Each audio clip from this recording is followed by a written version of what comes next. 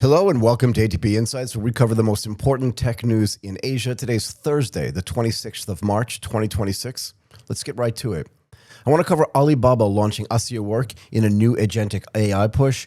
And later in the program, we will be joined by Penny Chai, the Vice President of Business Development APAC at Sumsub, to explore how agentic AI is transforming compliance and fraud operations in financial services, followed by Alan Kepper, the CEO of Lumenir Cybersecurity, to discuss how AI is transforming threat detection and incident response. Are you starting to see a pattern here? And finally, Arne, Jeroschewski, CEO at Parcel, who will dig into the impact, of AI applications in supply chain and e-commerce. Let's talk about Alibaba. So Alibaba has introduced a new agentic AI platform called Accio Work, aimed at small and medium-sized enterprises, or SMEs, right? The interesting point may be what this product says about where the AI market may be heading in China and perhaps across Asia more broadly. For the past 2 years, much of the public conversation around AI has centered on the language models as interfaces, chatbots that answer questions, generate text, summarize documents, or even produce images. But Accio Work appears to represent a different phase, a new phase, the next phase, really. And that is primarily about the execution and workflows. It's about getting stuff done and getting important stuff done for SMEs. Alibaba is positioning the platform as a no-code, plug-and-play AI system that can assemble specialized agents to carry out longer horizon business tasks. So not just like responding to something in a chatbot. These are more complex operations. And according to the company's own description and follow-on reporting, those tasks include things like market analysis, design, sourcing, store optimization, and inventory monitoring. Well, you can see this is more than just typing into a chat, but hey, tell me like what the percentage of sales is doing this thing, that thing, or the other thing. In other words, it's not just helping a business think, but it's helping a business operate. And that distinction is actually quite important. It matters. Once AI moves from answering prompts to participating in workflows, the economic implications become much more tangible. They just become much more real. You can feel them, you can see them, and you can watch them as they're progressing and iterating. A smarter chat bot or a smarter chat window is super interesting. It has been interesting for the past 2 years. A system that can compress the time needed to run procurement, cross-border commerce, supplier discovery, merchandising, and back office coordination. That is something else entirely. And that actually starts to affect all aspects of your business, including potentially your business margins. And I'll get to that too, because it starts to affect headcount planning. And maybe not in the way one would think.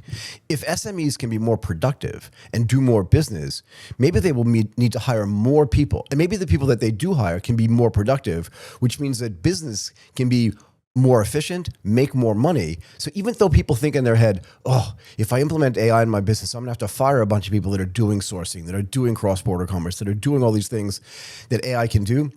In reality, I think what's gonna happen, and we've seen this happen before, and I'll give you the perfect example in 1 second, is that maybe you can do more business.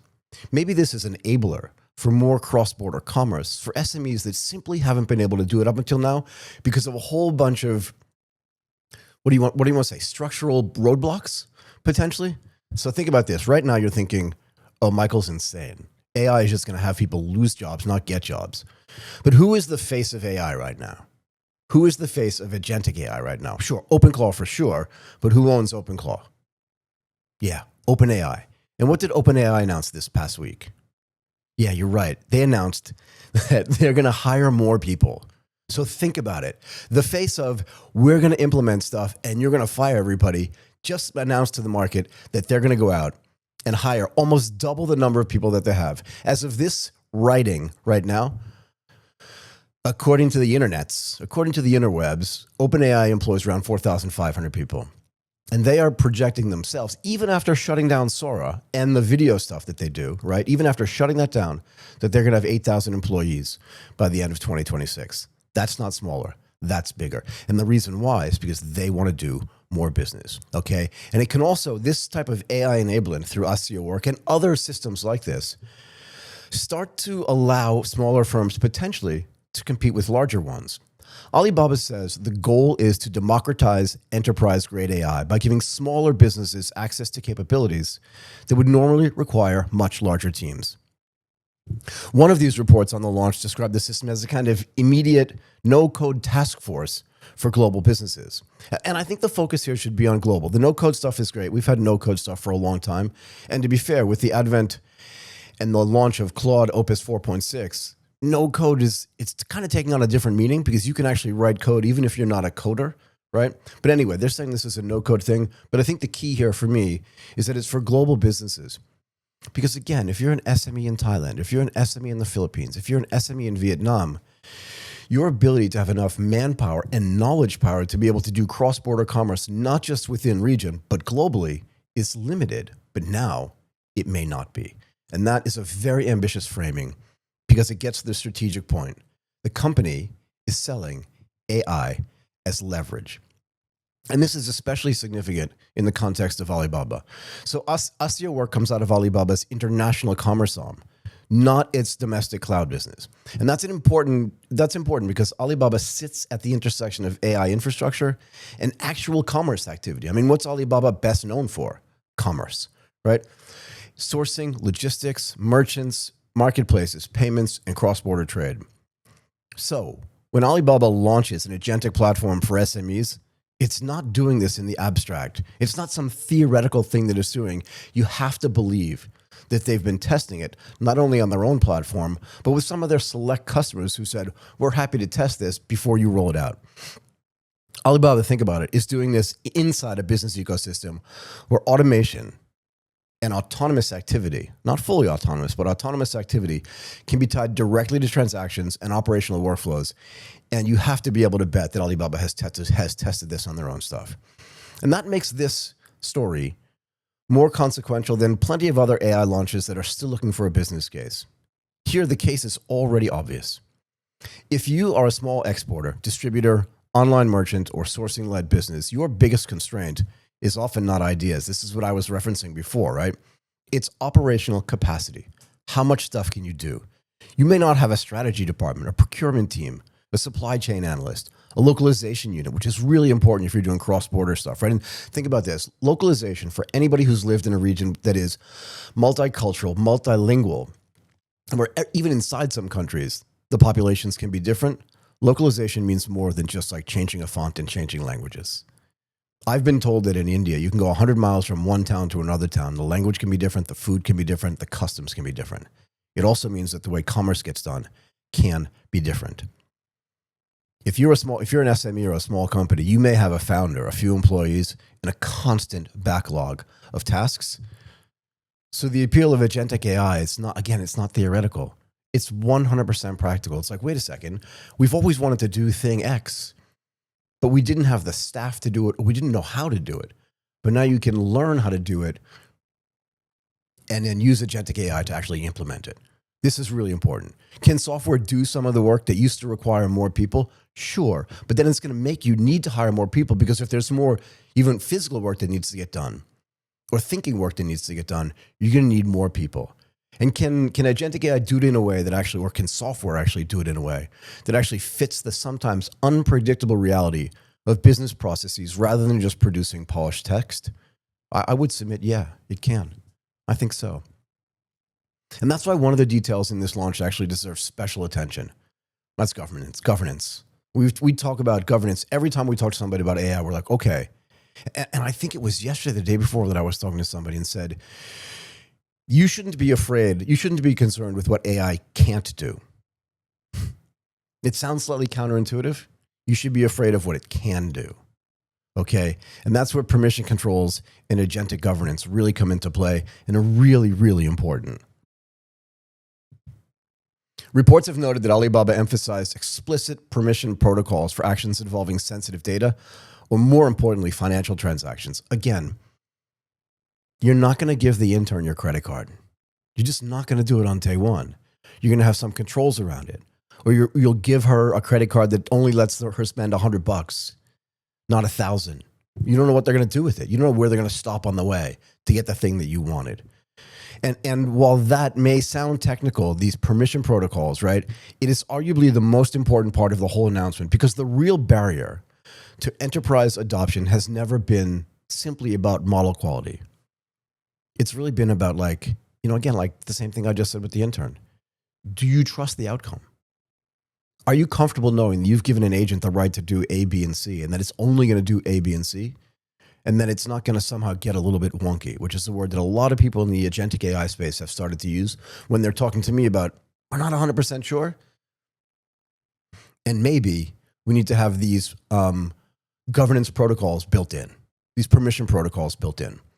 Because companies can tolerate a little bit of hallucination and brainstorming. We do this all the time as humans. We're like, hey, how about this idea? How about that idea? Sometimes it's silliness. That's what brainstorming is.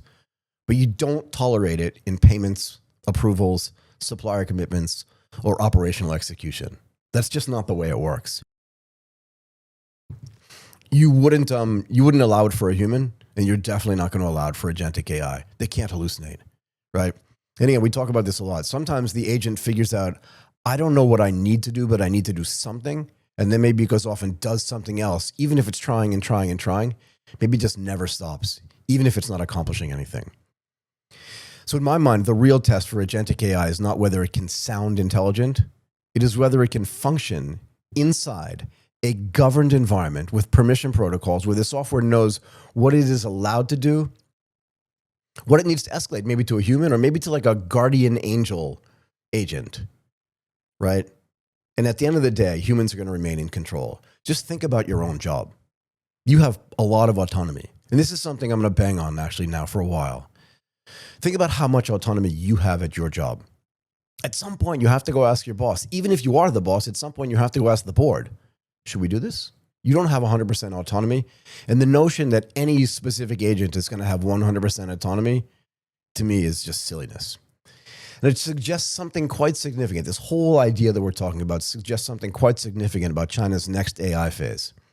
Right? The first phase, just like it was everywhere else in the world, was about model competition and consumer attention, just getting people to pay attention, right?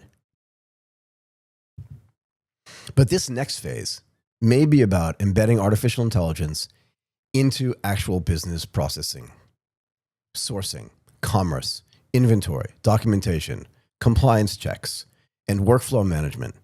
Less like lights, flashing lights, and more like let's just get stuff done.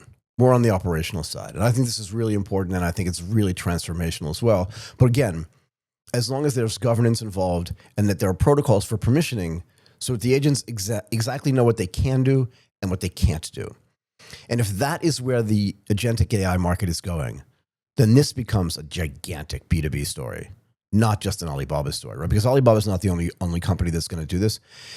SMEs across Asia are under pressure from several directions at once, right? Labor costs, while low, are rising in some markets. Cross-border trade, as I mentioned at the beginning of this segment, just gets so complex. Like the regulations literally in one country to another country can just be overwhelming at some point. And customers always want to get served yesterday or the day before yesterday. I ordered something, right? And it took 6 days to get here. And on the 5th day, I'm like, where is this thing? I didn't even really need it. I did not need it at all. Oh, and to be fair, it was this thing. Yeah, it came from YouTube. They said we had over 100,000 subscribers, so they sent us this thing. It took 6 days to get here. But on day 5, I was like, oh my God, when is it coming? I really wanted this thing. Okay, I digress a little bit. But everybody expects faster service, right? And large enterprises continue to enjoy scale advantages just across the board, right? Across the board. So smaller firms, these SMEs, need a way to compete. Agentic AI, if it works, may offer one answer. Not by replacing the whole business, not by replacing everybody in the business. Again, in my mind, look at any era where new technology comes in that gives more efficiency and more productivity, it always ends up hiring more people. Maybe not to the same jobs, but most likely to the same companies just to do other things. But this, if it's successful, will give smaller firms something closer to institutional capacity. And that's a good thing, not a bad thing. Okay, but look, not everything's perfect. If for every upside, there's a potential downside. Executing this is hard. Long horizon business processes are messy, right? They're not perfect yet. And again, even in our own business, we implement agentic AI until we can't. And then to be fair, we jump in as humans to fill in the gaps or maybe write some scripts that we know are just going to do this one thing, okay? And in some cases, data is incomplete, supplier information is inconsistent, and business rules and regulations change. Okay, and real workflows involve exceptions, edge cases, and ambiguous decisions. It is much easier to build an impressive demonstration than a reliable operating system for real commerce. But the point here is that there are little pockets, and I would submit big pockets, where you can use agentic AI to do things that humans can do just on a rote basis over and over and over and over again, and then insert humans in the place where it gets a little bit complex, where it can be unpredictable, and a human's going to have to make a decision anyway. But just understand where the things can be autonomous up to a point, and then get the humans involved. Okay. And the second thing is enterprise trust takes time. It's just like I said with hiring a new employee. That's why they have a probation period. You have to think about all these things in the same way. There are analogies in the digital world to the physical world for everything that we do, and there have to be because humans are always involved. AI is not designing the system. Okay, they may be writing the code, but even the system that is designing the code or writing the code was designed by humans. Okay, permission control can help when you're implementing this agentic AI stuff, as we talked about earlier. It doesn't solve everything, which is why you have to be very specific about where you're implementing this, right? Whether you're using Accio Work or any other tool like this, you have to be very specific and deliberate about where you're implementing these tools and where humans need to come in when things can get a little bit hard to predict, right? Unpredictable. And to be fair, businesses still want clear audit trails, but that's going to work. And I was talking to somebody in the AI space before, like if it doesn't work, you just roll it back. Okay, rolling stuff back is hard, particularly if your agents are doing like thousands of things a day. It's going to be hard to figure out even if you have like the perfect audit trail. Okay. And you have to be sure, and I think the way to ensure that your system's not going to make the wrong decision at the wrong moment is you're very specific and deterministic about where the AI actually gets to act and where it doesn't. Okay. And third, there's a broader sort of strategic question.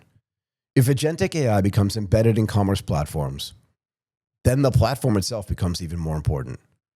Because the AI layer just does not assist the user.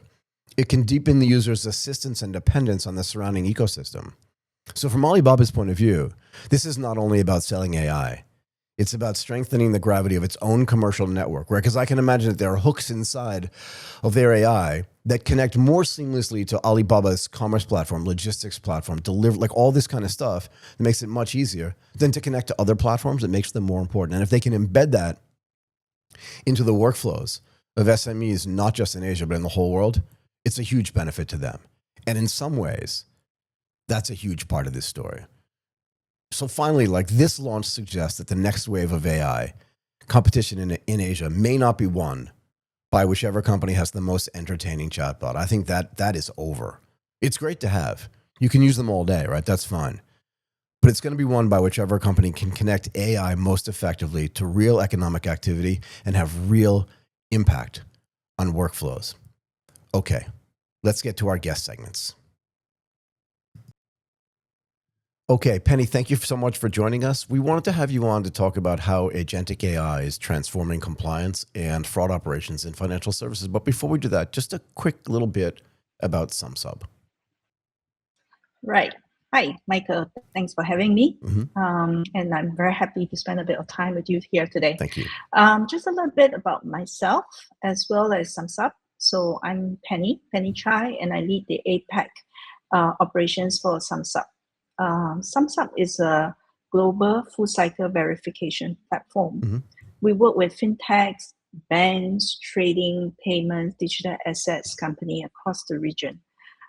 We help them to stop fraud, accelerate their growth, and maintain compliance worldwide. Our platform covers everything from identity verification, business verification, to transaction monitoring, fraud prevention, and travel rule.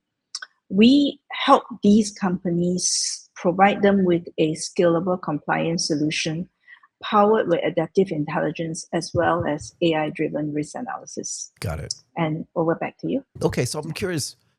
There's so much talk about how AI is changing this workflow and that workflow and stuff like that. And you just mentioned adaptive intelligence and AI in compliance. Maybe you can talk a little bit about how it is actually at Sumsub changing compliance workflows. And if you want to talk about that in the context of fintech and banking, that would be great. Right, certainly.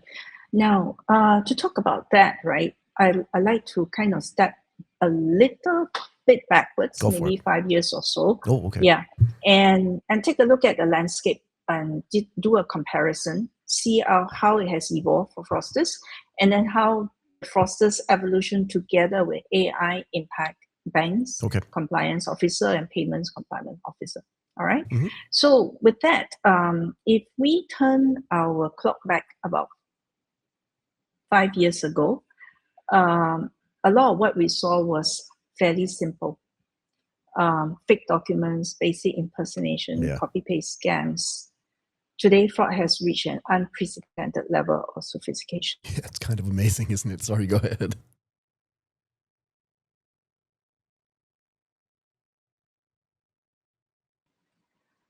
With 100, I'm not sure where are you, Michael, but I'm just going to go on because I can see that we are on air. So I'm just going to go on Go for it. because you went in and out. So maybe you can cut and start here, okay? Go ahead. So if we play our time back about 5 years ago, we see that a lot of what we saw was fairly simple. We have fake documents, basic impersonation, copy and paste scams. Today, the fraud has reached an unprecedented level of sophistication, with 180 year-on-year % increase in multi-step of coordinated attacks. And these are not no longer step-by-step sequential attacks on regulated entities.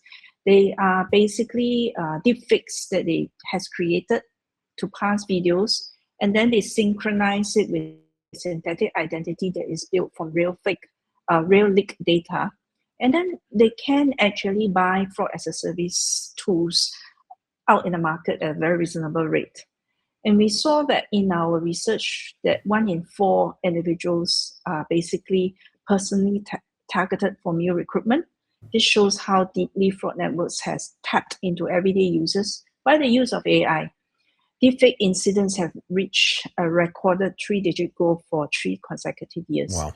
I think and one of the most interesting 2 points that I'd like to bring up is basically AI fraud agents. And these agents, AI activated. They are one single agent that can orchestrate a comprehensive attack, mixing fake ID, document generation, deepfake video submissions, and so on and so forth. Yep. The other point that we see is that fraudsters are now patient. They are able to patiently use agentic AI and learning to adjust the environment until it has a vulnerable point, and they will attack at length. And this is usually a big attack. And with that, right, we find that historically, if you turn to the compliance side of things, they're now facing an integrated, intelligence-driven workflow attack, as opposed to in the past is fragmented case-by-case firefighting. So in other words, in the past, a particular agent or analyst or compliance officer may be able to take their time to log into several systems, be it document check system, screening system, transaction history system, and try and link things together to find a suspicious area. Maybe, when they are sufficiently happy with it, they will then submit as a report. In today's world, there is no luxury of time. Right. With modern AI, some of these signals must be put together automatically. And you can see, right, AI can pull data at the blink of a second and basically study behavior changes in transaction much better than human can. So basically, using AI, a compliance officer is actually more effective. And basically, it's the difference between looking at one puzzle piece by piece and seeing the whole puzzle already assembled and you making effective decisions all at one go. Sumsub at this point saw this pain point, and that's how we introduced and built Sammy, our AI co-pilot. Okay. Right? Sammy is the first platform native agent and is fully integrated in the Sumsub platform. what SAMI does is that it's monitoring the transactions, the behavior, the onboarding workflows all at one time, 24 hours at a time. They are not tired. They are very efficient. Right. And when they see a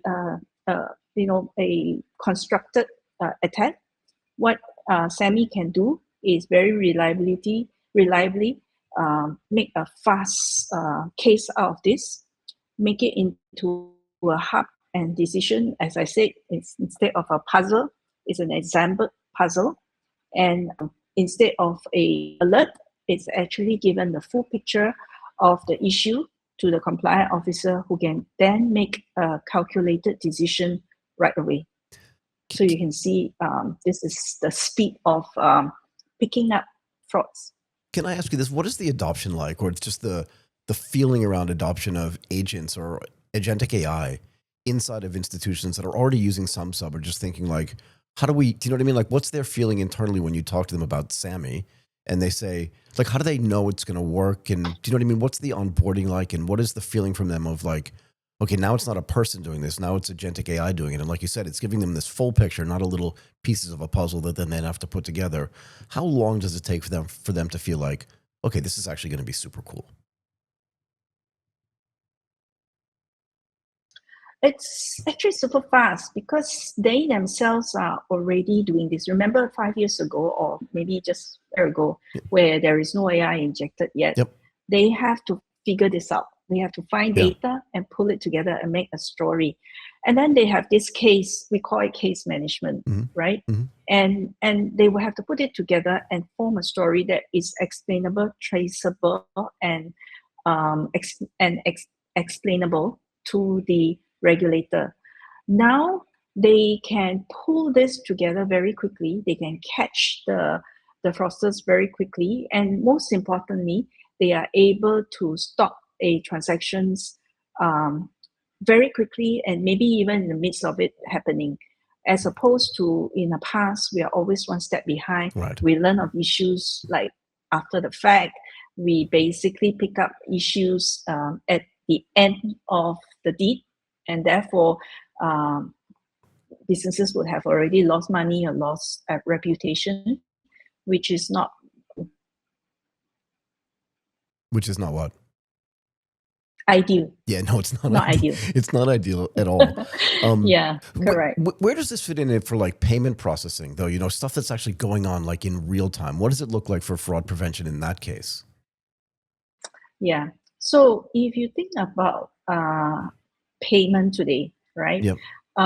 If you look at how fraudsters uses AI agents, right, to bring in a string and orchestrated fraud into an attack on a payment system. Right. And on the other hand, we introduce SAMI so that compliant officer can see how things are and are able to protect and fight fraud much faster and easier and catch them right at the time. So with our SAMI AI and fraud detection, we are not just catching one fraud at a time because of the ability to link all of these actions and behavior. Right. We are able to catch the whole fleet of mules, the whole fleet of fraudsters that are coming together. Now, for a payment services, they now have the ability to use AI to fight AI, right? Because they see fraudsters coming in. But then, as I mentioned, the rise of the AI agent is not just at frauds and also not just at the compliant officer end. It's actually being used as a tool to make life better for human, for all of us, right? We see the ability to use automated processes to help us do regular items like payment. We want to pay somebody and it's a regular payment, we ask AI to do. We see payment or maybe even trading, they are using AI to basically help to balance the portfolio, to use bots to buy equity. So this rise of AI agents on three fronts. Yeah. It's on the process front, it's on the compliance front, it's also for you and me, right? So AI agents therefore will play a bigger role in the coming frontier. And what we see is the one of the issue is, how do you ensure that there is accountability? How do you make sure that we have human interaction behind all of these AI agents? How do we make sure that the real person behind the bots trading, the rebalancing of portfolio, the optimization of payments, trace back to a human being? Yeah. So the real danger isn't about automation, right? It's anonymous automation. Right. So this is the thing I was going to ask you about. If one So we don't know, Sorry, go there's ahead. no accountability. And then the whole... Yep. Oh, Go ahead. So you said you were going to ask me something. Yeah, so here's the So question. the whole accountability will break down, right? Yep. If let's say one Sumsub, because look, I was reading this story yesterday or a couple of days ago, and it was saying that there are gigantic factories throughout Southeast Asia that are just committing fraud and scams, like big factories filled with computers, or big warehouses, right, just filled with computers. The likelihood that one Sumsub customer is going to get targeted by that factory and that another one will also get targeted by it is super high, right? Because these factories aren't different to who they're targeting. They're just targeting everybody. That's the problem, right? And can the agent learn enough to know to like warn other companies that they may be getting targeted as well, if that makes sense, right? Because they're seeing it in real time. And if it's likely that I'm getting targeted, it's also likely that you're getting targeted. Are we at that level of sophistication yet? Ideally, yes. I mean, we can catch the AI agent and allow AI agents to talk to each other. Mm-hmm. But in reality, we cannot execute that immediately, or at least not in a split second, because of the fact that we are actually all guarded by privacy laws. Yep. Yeah, so we need to basically get through that before we can basically do a free sharing of everything. Yeah. So that's why there is always talk of how we can create bodies so that the bodies themselves can collate some of these detection, Right, and share it to the industry. Got it. Okay, Penny, I think I'm going to let you go. This was really great. I didn't want to take up a ton of your time today. I really appreciate it. I really want to thank you so much for doing this today. No worries. Thanks for having me. I really enjoyed this. Thank you, Michael. Bye for now. Okay, Arne, thank you so much for joining the show today. We wanted to talk to you about how AI is transforming threat detection and incident response. But before we do that, why don't you tell us a little bit about Lumenir, and then we'll just jump right in. So Lumenir is a CMV software and software as a service. It's a service that we spun up out of our cybersecurity practice in Australia, and people can connect to it. We gather logs and other data out of the infrastructure, physical, IT, OT, whatever, and then we use heuristic and AI tools to scan that data and raise alerts. It's a traditional type of SIEM technology. The acronym is SIEM, Security Incident Event Management. Yep. And our system allows many organisations to connect. So we can have tens of thousands of clients if we want. But the key thing is that it's a fully sovereign system built in Australia. We built it from the ground up, I guess, on our own cloud systems, etc. Got it. Okay, let's jump right into this. Where do you think AI-powered threat detection is going to be heading in the next, 2 to 3 to 4 years? What's going to be different as we move forward? Wow. Choosing something that's 3 years out or picking things that are 3 years out is a pretty tough call in our industry. Anyone says that's pretty hard. But I think some of the things that are popping up on my radar to look out for, that we're looking out for anyway, is around the automation of response. So today we use a technology called SOAR, SOAR, Yep. which is an automated response tech. Typically we use it in-house. So it's there to get over the fatigue of alerts and just start to automate the response so that we can, lift our capability, if you like, or, just do more with less. But it's generally driven by fatigue, and also there's also a thing around what they call it, compliance, i.e. recording what we did and stuff, and having defined steps. But I think the next, and a lot of that's AI driven too, by the way. So a lot of the alerts and things are picked up by AI these days, but the insights when there is an event is presented by a lot of AI, LLM type stuff. But I foresee in the next, maybe 2 years, that SOAR functionality will jump the fence into customer land. So the customer land will be able to participate with automated response to a cyber threat without human involvement. So I think that'll be the interesting stuff, is what will the humans be prepared to give up in that automation sequence. And the SOAR is like, offers a playbook typically, and once you've agreed on a playbook with the client, we can execute things internally, but we can also execute things externally. Yep. We can have checkpoints with the humans on the way. So it could be, for example, we'll get a certain severity out of the scene, and then the SOAR will start to shut down the Azure environment or the web servers or whatever. Now, I think it'll be tricky. Some organisations will adopt that earlier than others, but I think we'll start to see the AI capability provide more insights, and also the nature of the playbook may also vary.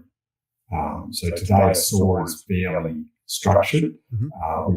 In some of the, last week, in fact, actually the week before, I was at a conference with Fortinet in the US, and I saw what's coming with some of their tools. So some of those, imagine agentic teams and things, agentic teams within a SOAR to pick an appropriate course of action.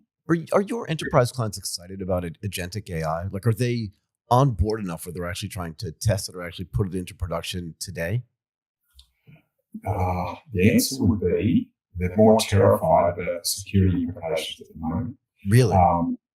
Yeah, I think there's, if it's the enterprise clients, if they can build it and contain it with their environment, yep, and put up, rails, if you like, to stop information being leaked out, and the teams, the agentic team creating a process that gets infected or whatever. And, they are starting to build them out, but there's a whole lot of people jumping on Claude and yep, the claw systems, I call them, but Claw Bro and all that. Yep. And it's just a real wild west at the moment. I was looking at Claw Bro, and they don't even tell you who's hosting it. Like, there's no legal background around the organisations that are hosting these things for people. But I think a lot of enterprises are dealing with what we used to call shadow IT. Is probably still appropriate. You're getting people who are, there's people in these organisations that are clever. They're trying to do their job better, more competitive, whatever, and they're jumping on doing things, typically with personal accounts, but interacting with enterprise data, right? And data leakage and all sorts of things going on. Probably the other thing that people are concerned about is, at this stage, LLM poisoning or AI model poisoning. So that's a thing too. But I guess if I went and bumped into every, an IC team manager of a mid-tier company, they're probably they're more terrified about the leakage of data. Yeah, fair enough. Threats, injections, all those things, supply chain issues, etc. So I've had like so many conversations in the last month, probably 2 months or so, right, about OpenClaw as well, but also about agentic AI and where it fits into tons of organizations. You just made me nervous when you said they're using OpenClaw on their personal account and interacting with enterprise data. Like, this has to scare you. This has to keep you up at night, because that's a gigantic security risk as far as I'm concerned. What do you think has to happen so that they actually trust these systems? I mean, OpenClaw itself has some of its own problems, right, that are going to be resolved because it's now owned by OpenAI, right? But it was built by one guy, so let's cut that guy a little bit of slack. But what do you think has to happen for them to actually feel comfortable enough to use this? I think what we're battling is this rush to trust. So, and we've always dealt with that in cybersecurity. The humans rush to trust stuff and don't check it out. Then if you jump on, if you and your viewers jump on, say, for example, Claw Pro, and then Claw Pro basically offers you virtual machines that you can run your open calls in, right? Yep. But if you can't see who actually operates it, you don't know where it is. It's very cheap, it's very attractive, and there's no corporate entity, there's no people. I've done a few searches to find out who actually operates it. And if you start interlinking that with your personal email accounts and creating like an Agentic team to create a process or manage a process for you, it is quite scary about the security implications. But no doubt you know of things like OpenClaw has been involved in there's vulnerabilities, there were vulnerabilities around working with browsers and data infiltration, but also spiking of data, all sorts of things. But it's quite fascinating to see the speed, though, that people are rushing to trust. And I think about why they're doing it. And I think it's to get ahead or be different or get a competitive edge. I get that too. Got it. I would have done that if I was lying too. Do you want to talk a little bit about the security operations centers, like how SOC automation and incident response is actually working on this stuff too? There's some of the tools. Well, I think a lot of the tools are way behind, to be honest, but there are new tools coming. Like I said, I went to a 40-minute conference and we got briefed on some of these new ones. But there's about 2 or 3 areas or fields of effort that the vendors are working on that I've seen anyway. One of them is putting a little firewall in the API calls between in and around Agentic teams, but also between LLMs. And that firewall protects, it offers a firewall, but also it checks what's going in and out. It can check that it meets the normal nature of the traffic, i.e. it's the right sort of traffic, but also it checks data leakage or what's going out. The one I saw a couple of weeks ago also checks for, patterns where you're seeing LLMs, if you're running an LLM internally, that it doesn't get poisoned, those sorts of things. So pretty clever. There's also tools that we can put in traditional infrastructure that looks for data leakage into external models and things like that. So an entity or organisation is worried about data leaving your organisation and getting into an external LLM. There's products, actually, that are here now, that are products we can use now to start to look for that leakage and stop it. Got it. So there's about 2 or 3 areas. I mean, I saw some more, actually, the third one I didn't mention was the tools around supply chain issues, especially with the Agentic teams and lots of open source, and even Claude and using what's their Agentic team system? I think it's Cowork. Sorry, thank you, Cowork. Then there is opportunities there for code to be, created that's malicious and sneak into systems that way. So there's some tools coming to check for that stuff. Got it. Okay. But that's all we wanted to discuss today. I really appreciate your time. Thank you so much for doing this. We'll have to have you back again soon. Thank you so much. No problem. Thank you. Okay. Bye for now. Arne, thank you so much for joining us today. We wanted to have you on to talk about the impact of AI applications in supply chain and e-commerce.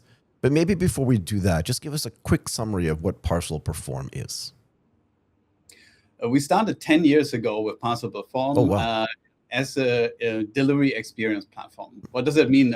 We support e-commerce merchants for anything that happens around the checkout and after the checkout. Okay. From making delivery promises, managing the post-purchase experience, sending delivery notifications, up to like the returns management process end to end. And during that process, we also support with any integration you may have with logistics carriers to make sure that the merchant as well as the end consumer has the best possible experience during their e-commerce journey.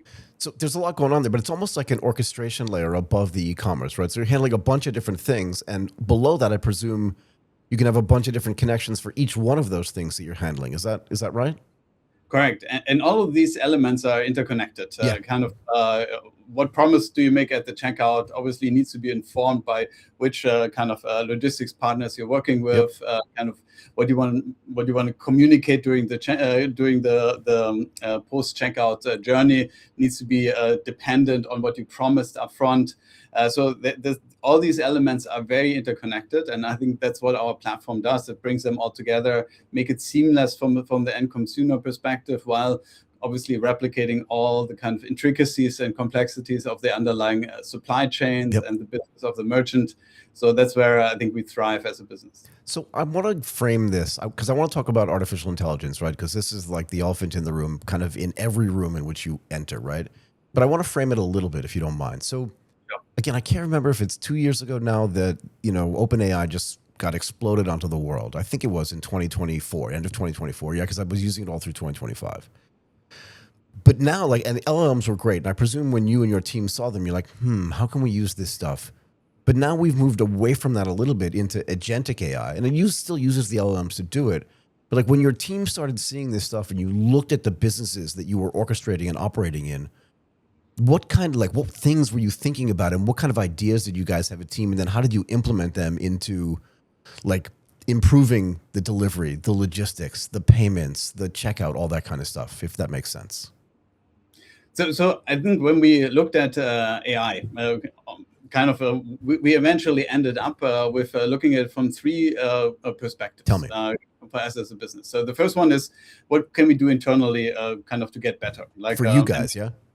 Exactly. Yep. For us as a business. Yep. And that's this typical stuff you do, and you don't write documents anymore. You let AI help you with that. Sure. You just get a lot more productive. Yep. That's one dimension. The second dimension is, hey, what kind of AI-related product can we bring to the market? Yeah. How can we add AI to our products to make them more useful?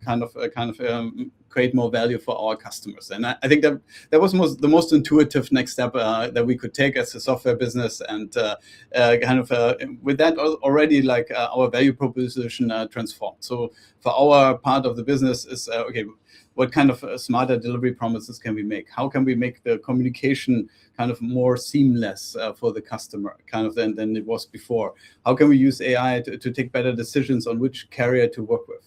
And I think what we recently added is supporting our customers to understand what is being recommended with AI to their customers. So if you're selling, let's say, T-shirts, if somebody asks ChatGPT where to buy a T-shirt, are you being recommended? Are you being recommended first, or the last one on the list?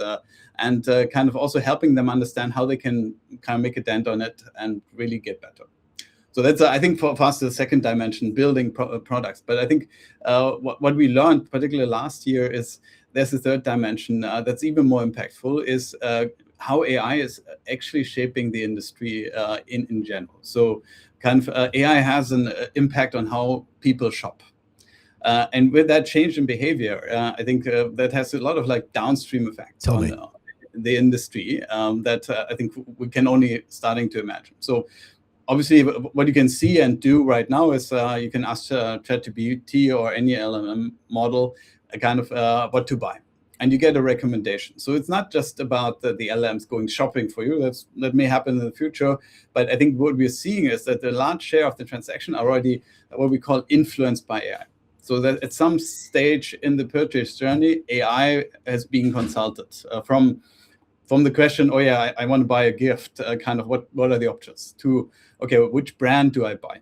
and then which particular product do I want? Is this product fitting exactly to my personal use case, or kind of do I need something else? And then kind of if I've decided what to buy, kind of where do I buy it? Do I buy it from a big marketplace? Do I buy it from the brand? And then the last step is, can I trust that source? Yeah. Kind of, and how well did they do the last time around? And I think that what we have learned over the time is kind of all these elements are potentially influenced by AI. And kind of even if the merchant doesn't see anything, because the traffic comes to the platform and the customers check out the traditional way, there could be a lot of AI in the process beforehand. And I think that's kind of, and that changes kind of what consumers buy. And also kind of obviously what the merchants need to care about in order to be successful. So tell me how this works, right? And I'm going to say how I think shopping happens now, right? Because there are 2 or 3 really big platforms in Southeast Asia where we live, right? I'm in Thailand, you're in Singapore, but it's really just 2 big ones. Let's just name them, Shopee and Lazada, yeah? And maybe a couple of other small ones. You're still shopping on Facebook, and there's still individual merchants that's doing stuff online. But I think up until, let's just say the beginning of this year, and again, tell me I'm wrong, you're more involved in this than I am, but people would just like go to Google and say, I want to buy a Rode pod mic. And then some paid link would show up from Shopee or some paid link would show up from Lazada, essentially. And you'd have to choose from one of those 2 things. And if you were like a normal Lazada shopper, you just go there because the prices are generally not that different. But I feel like once, and I don't think, and again, tell me where I'm wrong here, but I don't think that these big LLMs, whether it's ChatGPT or Anthropic, I don't think people are going to shop through them. Just my opinion. Again, I could be wrong. But I do think they're going to use them to get information. But I'm curious how the flow changes from search into then clicking on the link to go to Lazada to actually buy and then check out, or any other vendor. You could actually go directly to Rode, like if you live in Australia, right? Because it's an Australian company. But where does AI fit in this kind of customer journey and customer experience? And how does it change? So every part of this journey, AI could be involved. Tell me. Kind of from figuring out to buy this microphone or something entirely different. Yep. Kind of comparing features. Hey, this is kind of no idea about microphone. Yep, features. fair enough though. Yep, I get it. Some of them might be better or worse, better sound, you name it. All these conversations that technically in the past were really, really painful to have. Kind of the amount of like kind of articles and documents you had to go through. Yep. Now, kind of it's a bliss, kind of with AI to really take the best decisions, understand all the reviews, all the struggles, kind of different users had with the products. So, and this happens to a large extent already. I think there's consumer research out there that this is kind of up to like 30-40% of all transactions that are happening as of today have some influence of AI built into it. So, and right now, when you kind of buy something in Southeast Asia, you probably have your preference, kind of either it's Lazada or it's Shopee, kind of or something else, yeah. And you go there by default. Yep. But because you also couldn't be bothered to kind of go through all the different options and decide which one is better for this particular purchase. But that complexity is taken away from AI models because they can technically figure out where you can buy this product for the best price, the best conditions, kind of going forward. So you will see that a lot of the loyalty that merchants are kind of literally building their business on, that customers come back and buy everything else kind of there as well, that loyalty will be undermined by AI because AI couldn't care less whether you shopped at Lazada kind of last week. If the deal is better on Shopee, they go there. So from our side, this will kind of lead to a world where kind of customer loyalty, which is one of the main drivers for success in e-commerce, will be completely undermined. So kind of you can say, hey, this is going to be the end of loyalty because every decision is kind of built on facts and figures and price and really like real performance statistics rather than just habit. And I think so that's I think transformational. And maybe to just add one thing, it's Please. Like after 21, kind of moving to 22, when the e-commerce boom was all of a sudden over, a lot of the merchants kind of were in very difficult times at that time, even though just the kind of revenue was flattening or like just shrinking by 5%. But just imagine how kind of AI can impact that, the amount of change that will have on the merchants is massive. So I think what we see is that this will impact the industry quite dramatically. And particular in the case of Southeast Asia, the question is whether the marketplaces are going to be the ones that are benefiting or not, because ultimately they are not selling the product, the merchants are. Exactly. And so the reason why they exist is because it's very difficult for consumers like yourself and myself to find those merchants and trust them. However, AI will not have an issue with that. And so they might be saving the 5-10% kind of commission they're paying for Lazada and Shopee, and pass on that benefit to consumers. For consumers, this is amazing because they will have access to better product for lower prices.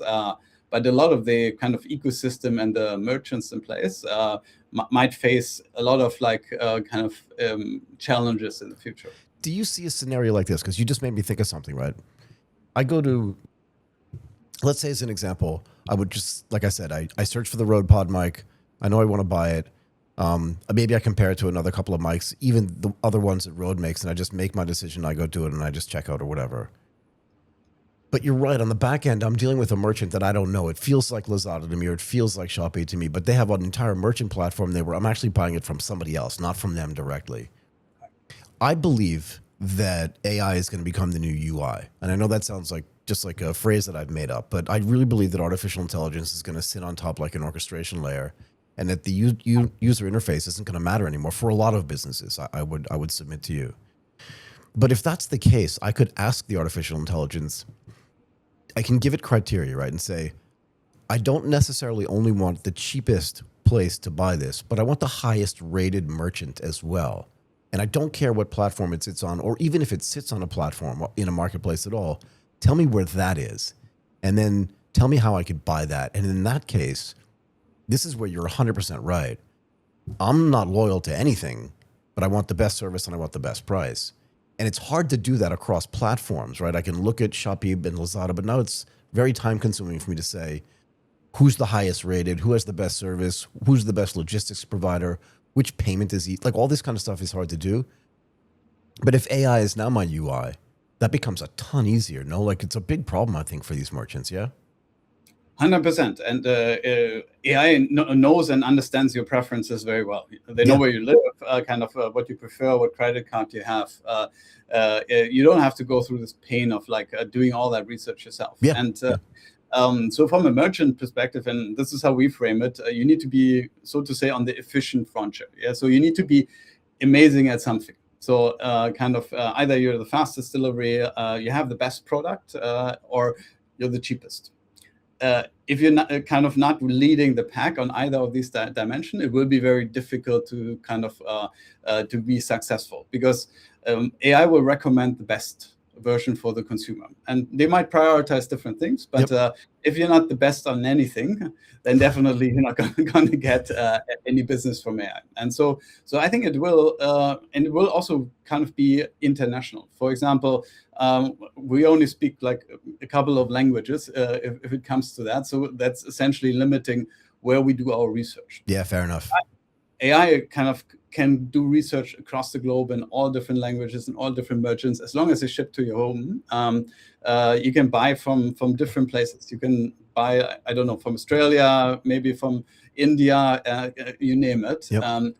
And I think this opens up a lot more opportunities for you as a shopper to broaden your reach, compare prices across geographies, currencies, and everything.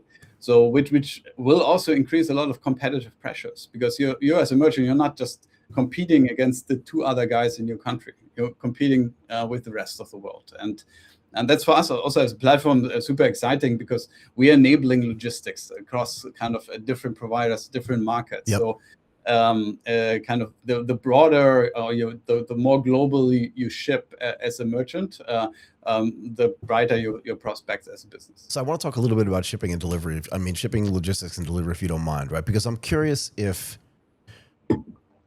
one of the things you said at the beginning of this conversation, right, is one of the applications or one of the ideas that you guys had was how to use artificial intelligence internally first, right, to see how it can impact the way you guys do business and become more productive yourselves, which makes sense, right? Is there a way, though, as an as an orchestrator, like it's almost like e-commerce orchestration, right? And there are, again, a lot of components that you said, and they're all related to each other, right? Like my payment is related to my logistics is related, to all these other things. Is there a way for you guys to use artificial intelligence to, let's say, do like real-time analysis and look at who or the logistics provider are that are getting the best service, that are most on time, but also the payment provider where you see like how long it takes for someone to actually make the payment, making a judgment of like, if it's taking longer, it must mean it's harder. So that when you are orchestrating this entire thing, your AI then internally is logistically saying, maybe we should show or display this logistics provider because I can choose from 5 of them, and this payment provider because they seem better in this region, in this town for this type of purchase, and then continually do those analytics using AI as well, and then making adjustments to the types of services you're providing. Does that make sense? No, the first thing, and this happened already in the past, is nobody cares on who delivers the parcels. What they care about is it arrives on Tuesday. So what we are doing in the background is understanding, hey, what options do we have? Can we deliver it on Monday, Tuesday, Wednesday? And then from a customer, essentially, the interface is Monday you get it, costs $3. Tuesday you get it, costs $1. Wednesday it's for free. So you need to boil it down to the end consumer and obviously kind of the AI on their behalf. And then once you made a promise and the customer picked one of those, you build you go to an engine that really picks the best carrier, has the highest reliability to deliver exactly on that date. You have least issues, least returns. And that's how our engine kind of optimizes. And right now, if you look at most of the merchants, they still say, hey, 80% goes to this company, and then the rest goes to the other carrier. The level of sophistication on who to work with is very low, still in 2026 stage. But if you want to compete in this global marketplace, kind of with the AI kind of trading off kind of your value against all your competitors in real time, I think that's something where you have to get to. Every merchant needs to get a lot more sophisticated in picking the right partners to work with on the logistics side. And obviously, it's fantastic news for consumers because then you can basically say, hey, I need this by Wednesday, and you can trust that you have it at that time and you paid the least amount of money for it. But it can be terrifying if you're a merchant and you're not moving fast enough. Do you get the sense that your logistics partners are also starting to deploy AI to make their deliveries more efficient? And the reason why I ask is because, I live in Bangkok, you live in Singapore. I'm guessing that because traffic isn't as big a problem in Singapore as it is in Bangkok, but they get around that by motorcycle deliveries. But sometimes I look at the backs of these bikes and they've got like 15 packages on them, like all tied together with that bungee cord, right? But I'm wondering if that guy has some kind of application on his phone that says, I need to go here first because this is the most efficient route for me to do that. Are they, because I know in the old days they were using sort of backtesting data, they're doing machine learning and stuff like that, but are they now employing artificial intelligence to become even more efficient in the delivery stuff that they're doing? So you were right. They have been doing this for a while already. So I don't think that there is a major impact on this part of the journey. So I think on the physical delivery side, I think what everyone is looking forward to is more what they call like the robotics kind of capabilities that come in. There's been obviously a lot of kind of communication on drone delivery, etc. But I think a lot of people see that as a little bit less realistic, particularly in Asian urban settings, because that will be difficult to kind of believe. But I think what they will see is kind of automating warehouses. We see, for example, advanced markets like Korea, where you don't get parcels delivered only once per day. It happens kind of multiple times per day, you are able to sweat your assets like the trucks, etc. Even more if you just continuously deliver. If you create like drop boxes, we have parcel lockers here, but you still have to walk way too long for it to be a real convenience to most people. But I think there's already European markets where the density is so high that it's literally like a letterbox. My example from the past is always like 50 years ago, the postman brought you every letter personally and gave it to you. And then somebody said, oh, that's kind of inefficient. Let's build those post boxes downstairs where you just put them in. And we're still kind of like getting to that moment for parcels, because now everyone gets not just one parcel a day, they probably get 2-3 parcels a day, because I think the behavior is changing for people. And I think that's where probably a lot more innovation is going to come. So I don't necessarily am convinced that the drones is the next thing that's going to happen, but for everyone to just more easily receive 5 parcels without having to worry about it downstairs with a locker box, I think that will drive a massive amount of efficiency, particularly if you are able to not just do deliveries like between like 9 o'clock and 6 p.m. In the morning and 6 p.m. in the evening. But if you can do it continuously, I think that will be massive. And that will take a lot of cost out of the equation, which then can be passed on to consumers. So those two revolutions coming together, I think it's going to change probably the way we consume and we kind of buy stuff dramatically over the next few years. I'm going to make the case that I think drones are just a really bad idea. I don't think anybody wants something like hovering over their apartment, like dropping something down to their balcony. I'm being a little bit facetious there, but you know what I mean. I think in big urban areas, I don't think drones are going to be the thing. But in the suburbs, at least in the United States for sure, and probably in Australia as well, and maybe even some of the distant places in Singapore, a drone could actually be a good idea because it can get there so much faster, and it can go back and forth a bunch of times. It has cameras on it. Like, there are really cool things that drones can do for delivery. But I think in urban centers like Bangkok and downtown Singapore, I think it's a bad idea. Okay, I'm going to let you go. This was awesome. I really appreciate your time. Thanks for coming and doing this today, Arne. Michael, thanks for having me. Much appreciated. Take care. Okay, before we go today, I want to do a little bit of my AMA section on Thai A startup Amity announcing a $100 million Series D. There are just so many things to talk about here. I mean, congratulations to them, by the way. Raising $100 million in this region is amazing. I want to be clear about this, though. This is a Thai-founded startup, started by a guy who's Thai himself, and the team is Thai for sure. And if you look at the investors that they have here, EDBI, SG Growth Capital, Asia Partners as well, SMDV, CMLIM Capital, I just want to go through this a little bit so people can actually understand. First of all, have you seen any Asian startup or any Southeast Asian startup just have this gigantic sign that they stand in front of when they raise one of the largest Gen AI focused funding round in Southeast Asia, $100 million? It's the largest anything funding round. I mean, not really. In Southeast Asia, but I want to go through this just a little bit, right? Because they comment on something, and I want to make sure that people understand like what this is, because this is so indicative of like what happens in Southeast Asia. This is different, I think, from the rest of the world. Let's read this. Amity, founded by 31-year-old Korwat Chiranarvan, who I've met and who I've actually had on one of my other shows. Very good guy, smart guy, very well educated.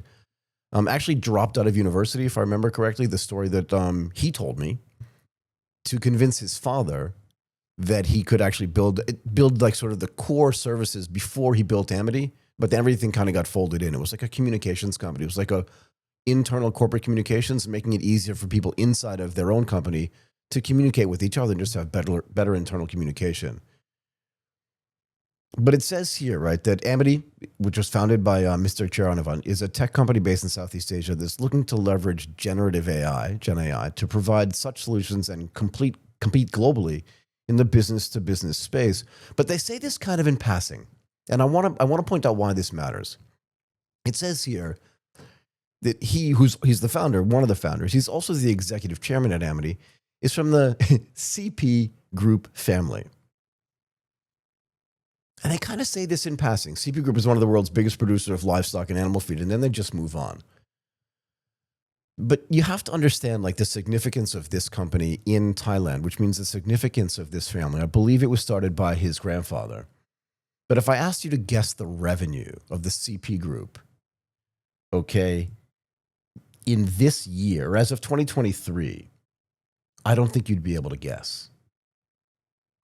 As of 2023, according to the AI overview on Google, the group reported revenue of $96.5 billion. Yeah. But this reminds me of actually kind of the founding of Grab too by Anthony Tan. I've talked about this a little bit, right, as well. Look, I love the fact that these guys are building gigantic, robust companies. But these are not typical founders in Southeast Asia. And I just want people to understand like where this is coming from so that they can understand. And look, good for them, right? Because they're natural clients for both of these guys' businesses, at least when they first started. And I think that's just important to note that it's not the same level of risk that like a founder in his basement is taking. It's great. And it's great for the region. And it's really great. Look, I talked to a founder yesterday from Agnes AI. He wants to go out and compete with OpenAI and with Anthropic and with the other big LLM models. And his contention here, and he's not part of the CP family, but his contention here is that you can build something in Asia. You can build something in Southeast Asia. He's also based in Singapore. We had a great conversation. You should watch this episode of the Asia Tech podcast. It's actually really good. But he contends that you can actually build something at a much lower cost. He doesn't need $110 billion to build a large language model or to build agentic AI or to provide these services to companies in Southeast Asia that you would need, that they've raised in the United States. He just doesn't feel like that's necessary. So I just wanted to point out that like sometimes when you build a startup in Southeast Asia, it's different than building it in Europe. It's different than building it in the United States. And there's like a different core group of people that do this. I want to give these guys like super congratulations, but I just want people to understand the context of where this is coming from so that they can get a better idea about how this stuff works. Okay, that's it today for ATP Insights. Thank you again for joining us. Give us a thumbs up on the video, subscribe to the channel on YouTube, follow us on all of our socials, X, Instagram, and LinkedIn, and let us know in the comments on all of the platforms. Like contact me directly, contact us directly on LinkedIn, on Instagram, on X, and let us know if there's anything you want us to talk about. Let us know if you agree with us or disagree with us. If you want to add one of your questions to Ask Michael Anything, we can do that as well. We'd love to hear from you. Okay, that's it for now. My name is Michael Waits. Bye.